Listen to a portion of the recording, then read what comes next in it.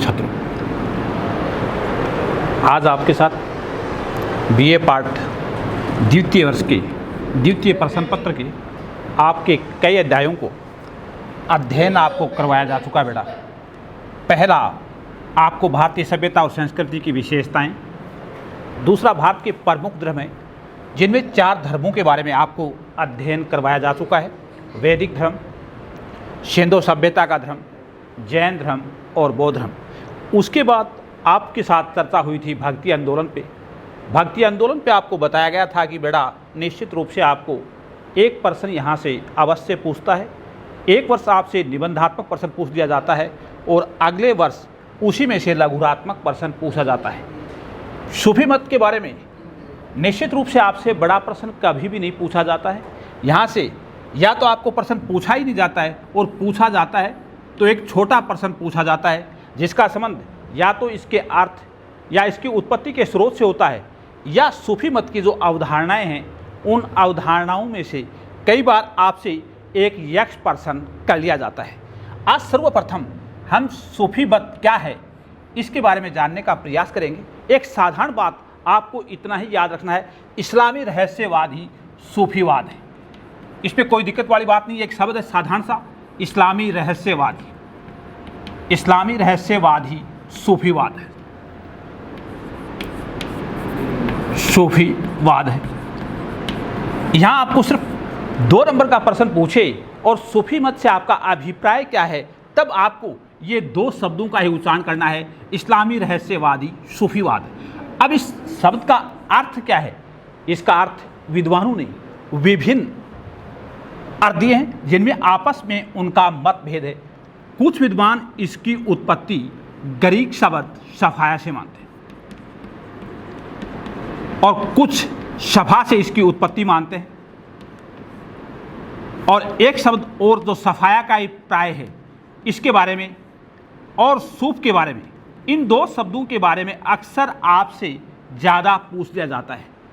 यहाँ सफाया शब्द से अर्थ है कि मोहम्मद साहब मक्का से मदीना जब प्रस्थान कर गए थे तो वहाँ जाकर के उन्होंने एक मस्जिद के परिसर में एक चबूतरे का निर्माण करवाया था और वहाँ ग्रह विहीन लोग आकर के ईश्वर की आराधनाएं करते थे। उनको सूफी अर्थात सफाया कहते थे। अधिकांश विद्वानों की मान्यता है कि सूफी मत की उत्पत्ति सूफ शब्द से हुई। ये अरबी भाषा का शब्द है जिसका शाब्दिक अर्थ है ऊन, जिसका शाब्दिक अर्थ है ऊन। इस शब्द में या इस शब्द के बारे में कहा जाता है जब मोहम्मद साहब का देहांत हो गया या मोहम्मद साहब का इंतकाल हो गया या मोहम्मद साहब वफात पा गए, उसके बाद उनके जो शिष्य थे वो ऊनी वस्त्र पहनते थे और ऊनी वस्त्र पहन करके अपना जो प्रचार और प्रसार करते थे उसे ही सूफी संत कहते थे या सूफीवाद कहा जाता था। यहाँ 4 शब्द हैं कि इसके बारे में कुछ विद्वानों की मान्यता है कि इसकी उत्पत्ति सफाया से, सफ़ा, शफाया और सूफ। अधिकांश विद्वान सूफ शब्द से ही इसकी उत्पत्ति मानते हैं। अब आपको इसकी उत्पत्ति का स्रोत कि सूफी मत की उत्पत्ति का स्रोत क्या है, यहाँ से आपको 2 बातें याद करनी है।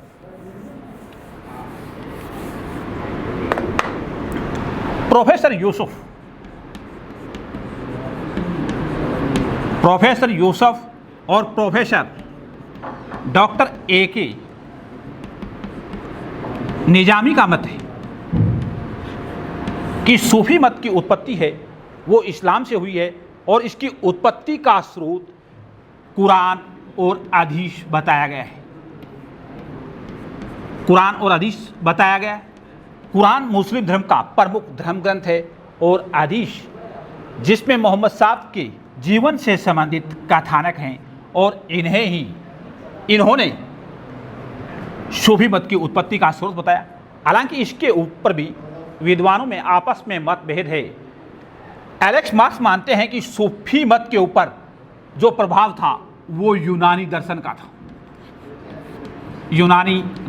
था, जबकि प्रोफेसर ब्राउन की मान्यता है कि इसके ऊपर जो प्रभाव था वो जैन मत और बौद्ध मत का था। जबकि ठीक इसके विपरीत डॉक्टर ताराचंद कहते हैं कि सूफी मत पर जो प्रभाव था वो सभी धर्मों का था, चाहे वो जैन मत हो या बौद्ध मत हो या हिंदू मत हो।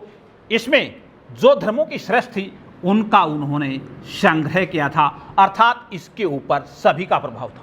पहली इसकी उत्पत्ति के बारे में बात की, दूसरी इसके शब्द के बारे में, अब बड़ा इसकी विकास की अवस्थाओं से पहले सूफीवाद के बारे में जो अवधारणाएं हैं वहाँ से अक्सर आपको 1-2 नंबर का प्रश्न पूछ लिया जाता है और उन्हें ही आपको याद करना है। या तो आपके इस अध्याय से कोई प्रश्न ही नहीं आएगा तो केवल एकमात्र 2 नंबर का प्रश्न पूछता है, जिनमें आपको याद करना है कि निम्न के बारे में आप क्या जानते हैं।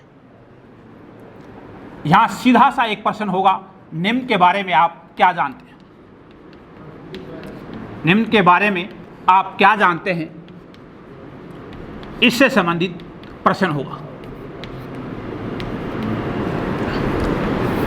जिनमें पहला होगा वहदतुल वजूद। वहदतुल वजूद, इसमें आपको एक ही बात याद रखनी है, सूफी मत ये सर्वेश्वरवाद अर्थात एक ईश्वर में विश्वास रखते थे। आपसे पूछे वहदतुल वजूद से आपका क्या अभिप्राय है, तो आपकी मान्यता होगी कि सूफियों के अनुसार ईश्वर अर्थात एकेश्वरवाद में अर्थात सर्वेश्वरवाद में विश्वास करना ही वहदतुल वजूद था। दूसरा आपसे पूछे हास्मे दम, हास्मे दम से आपका क्या अभिप्राय था, इसमें आपका एक ही उत्तर होगा कि सूफियों में प्राणायाम पद्धति थी, उसे हास्मे दम के नाम से जाना जाता था। तीसरा आपको याद करना है समा। समा सूफियों में जो संगीत पद्धति थी उसको कहते थे, कि सूफी संतों की जो संगीत पद्धति थी उसे समा कहते थे। अगला पूछे जैमियत खाना। जैमियत खाना से आपका क्या अभिप्राय है, यहां सीधा सा होगा, जिस स्थान पे सूफी संत उपदेश देते थे या प्रार्थना करते थे उस स्थल को जैमियत खाना कहा जाता था। अगला होगा खानका,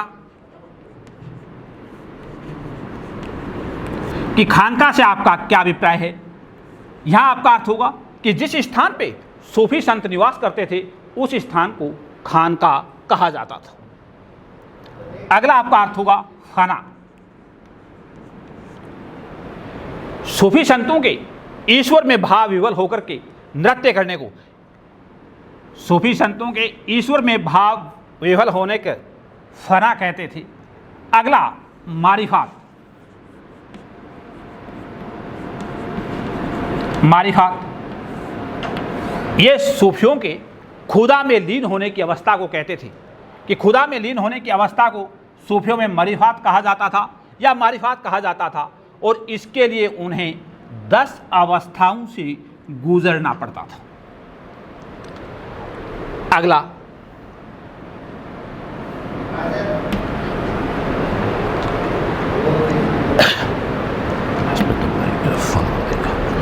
अब इनके बारे में शब्दावली में आपको यहां से अक्सर पूछता है तो 2 नंबर का प्रश्न। यहां तक आपके साथ मैंने 3 बातों पे चर्चा की कि सूफी शब्द का अर्थ क्या है, सूफी शब्द की उत्पत्ति का स्रोत क्या है, या निम्न के बारे में आप क्या समझते हैं। अक्सर आपसे प्रश्न पूछता है तो यहाँ से 2 नंबर का प्रश्न पूछता है और इसी में से पूछता है, वरना आपको प्रश्न ही नहीं पूछता। पहला पूछता है वहदतुल वजूद किसे कहते थे, आपका सीधा सा अर्थ होगा उनकी एकेश्वरवाद में आस्था थी। हास्मे दम सूफियों की प्राणायाम पद्धति को कहते थे। समा सूफियों की संगीत पद्धति को कहते थे। जैमियत खाना ये वह स्थान था जिस स्थान से सूफी संत अपना उपदेश देते थे। खानका ये वह स्थान था जो सूफियों का निवास स्थान था। फना खुदा में भाव विवल होने को फना कहा जाता था। मारिफात सूफियों के खुदा में लीन होने की भावना को मारिफात कहा जाता था। अब अगली अवस्था के बारे में आपको बात करनी कि जिस प्रकार आपको मैंने भक्ति आंदोलन में बताया था, ठीक उसी प्रकार यह आंदोलन भी 2 भागों में विभाजित हो जाता है। एक को कहते हैं बाशिरा